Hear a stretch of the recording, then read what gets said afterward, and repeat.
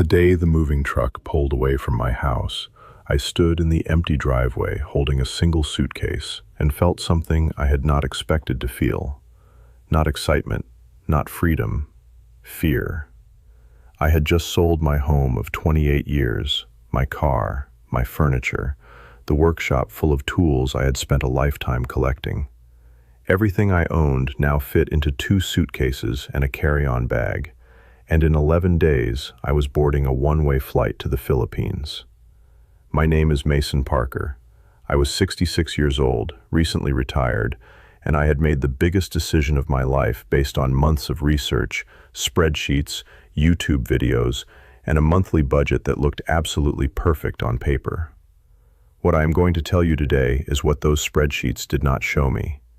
Because within 6 weeks of landing, reality hit me in ways I never saw coming. And if you are considering a move like this, what happened to me is exactly what you need to hear before you sell anything. Not to talk you out of it. I am still here. I am still glad I came. But the version of this story that gets told online is missing the chapters that matter most. And today, I am going to give you all of them. Let me start with why I did it, because the reasoning matters. I retired in 2025 after 39 years of work with a Social Security check of $1,600 per month and savings that were respectable but not remarkable. I did the math the way millions of American seniors are doing the math right now, and the math in America did not work. My property taxes alone were $410 per month. Homeowners insurance had nearly doubled in 5 years. Utilities, groceries, car insurance, healthcare costs that Medicare only partially covered. Every month I watched my fixed income lose ground against a cost of living that never stopped climbing. Then I started researching the Philippines. The numbers I found were staggering. Apartments for $300 a month. Full meals for $2 or $3. A cost of living that meant my Social Security check would not just cover my life, it would fund a comfortable one with money left over every month. I spent almost a year researching. I watched hundreds of videos. I joined online groups. I built spreadsheets projecting every expense. And when the numbers kept coming back green month after month, I made the decision. I sold the house. I sold the car. I sold nearly everything I owned. And I bought a one-way ticket to Cebu. On paper, it was the most financially rational decision of my life. What I did not understand was that a life is not lived on paper. The first 2 weeks were everything the videos promised. The warmth of the people was real, not a tourism slogan, genuinely real. Strangers greeted me on the street. The food was inexpensive and good. My hotel room cost less per week than my old electric bill. I walked along the waterfront in the evenings and felt something I had not felt in years, the sensation of my money being enough, more than enough. I remember calling my son during that second week and telling him I should have done this 10 years earlier. I meant it completely. And then week 3 arrived, and reality began introducing itself one piece at a time. The first hit was the apartment search. The $300 apartments from the videos exist. That part is true. What the videos did not show is what many of them are actually like when you stand inside them. Some had no hot water. Some had electrical wiring that made me, a man who spent decades around tools and machinery, genuinely nervous. Some were in buildings where the noise never stopped, day or night. Some were beautiful in photos and had mold spreading behind the furniture when you looked. Finding a place that met the standard I could actually live in long-term took me 5 weeks of searching and cost $520 per month, still a fraction of American housing costs, but nearly double the number in my spreadsheet. And that pattern, the real number being meaningfully higher than the researched number, repeated itself across almost every category of my budget over the following months. The reliable internet I needed cost more than the videos suggested. The electricity bill during hot season, when the air conditioning became a necessity rather than a luxury, ran 3 times my projection. The visa extension fees, the transportation costs, the imported goods that reminded me of home, All of it added up. My perfect $800 monthly budget turned into a real-world budget of $1,200 to $1,300. Still workable, still far better than America. But the gap between the spreadsheet and the street taught me my first major lesson. The internet shows you the best-case scenario, and you should plan for the realistic one. Before I get into the harder parts, the parts that had nothing to do with money, subscribe right now and turn on the notification bell. Next week, I am covering the specific financial checklist every senior needs to complete before moving abroad: the Social Security setup, the Medicare decision, the banking arrangements, and the one document most people forget that can cost you thousands if you leave without it. Subscribe now so that video reaches you before you make any decisions. The second hit was harder than money, and it arrived in week 6. Loneliness. Not the ordinary kind that passes with a good night's sleep.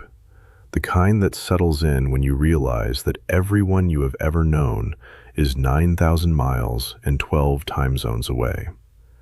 Back home, I had not thought of myself as someone with a busy social life. I was a quiet man with a routine. But that routine contained 100 small human connections I had never counted.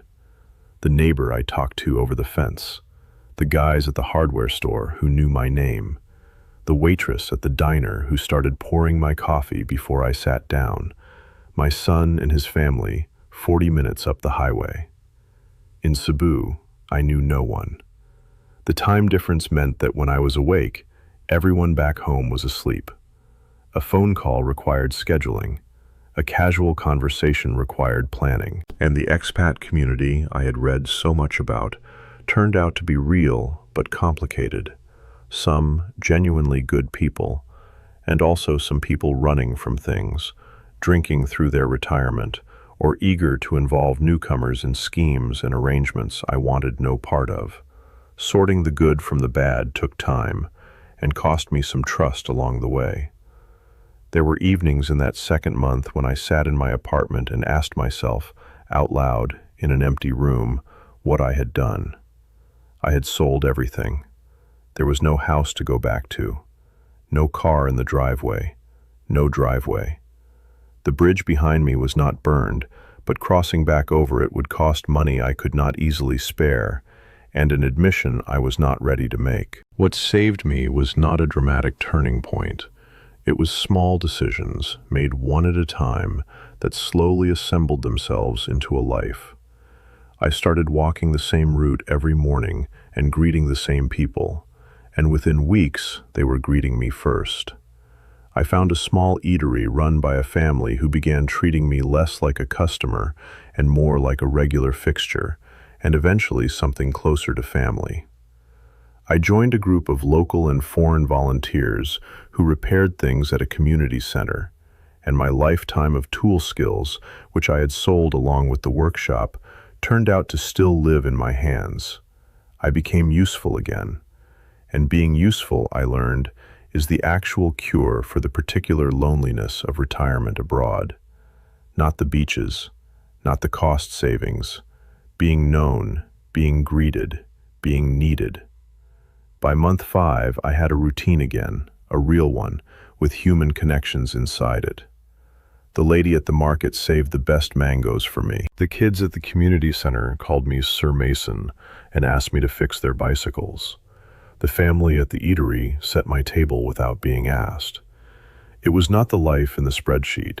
It was better and harder and completely different. Now let me give you the honest accounting, the version I wish someone had given me before I sold everything. The money math works. That part is true. My total monthly cost of living, including the better apartment, the hot season electricity, health insurance, food, transportation, and a realistic amount of ordinary life, runs between $1,200 and $1,300 per month. On my $1,600 Social Security check, I am saving money every month for the first time in my adult life. Healthcare has been accessible and inexpensive. A doctor visit costs me under $20. My international health insurance costs $90 per month, and the care I have received has been competent and humane. Those parts of the promise are real. But here is what I would tell any senior sitting where I sat 2 years ago. Spreadsheet open, house not yet sold. First, do not sell everything. Rent your house out if you possibly can, or sell it only after you have lived abroad for at least 6 months and know the life fits you. The one-way door I walked through made every hard moment harder because there was no easy way back. Second, budget 50% more than your research suggests for at least the first year. The gap between the internet version and the real version is consistent and predictable, and planning for it removes most of the panic. Third, plan for the loneliness the way you plan for the finances.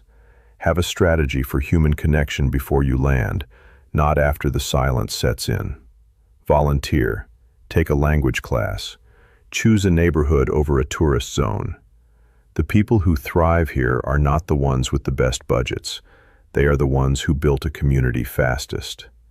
And fourth, come visit first. Not for 2 weeks. For 2 or 3 months in the hot season, in an ordinary neighborhood, living an ordinary week. If you still love it after that, you will know it is real. People ask me now, 2 years in, whether I regret it. The honest answer is no, but it is a no with chapters in it. I do not regret coming. I regret how I came. I regret selling the house instead of renting it out. I regret trusting the spreadsheet more than I prepared my heart. I regret not visiting first for longer than a vacation. The Philippines did not fail me. My research failed me, not because it was wrong about the numbers, but because it was silent about everything that is not a number. The life I have now is genuinely good. I sit on my small balcony in the mornings with coffee that costs almost nothing, in a neighborhood where people know my name, with money in the bank at the end of every month, and a community center full of bicycles that need fixing. Reality hit me hard in those first months. But here's the thing about reality. Once it finishes hitting you, it becomes solid ground. And solid ground, it turns out, is a better foundation for a retirement than any spreadsheet ever was. Subscribe to Mason Parker USA and turn on the notification bell. Share this video with someone you know who is watching the videos, building the spreadsheet, and thinking about selling everything. They deserve the whole story before they decide, not just the chapters that fit in a thumbnail. I will see you in the next one.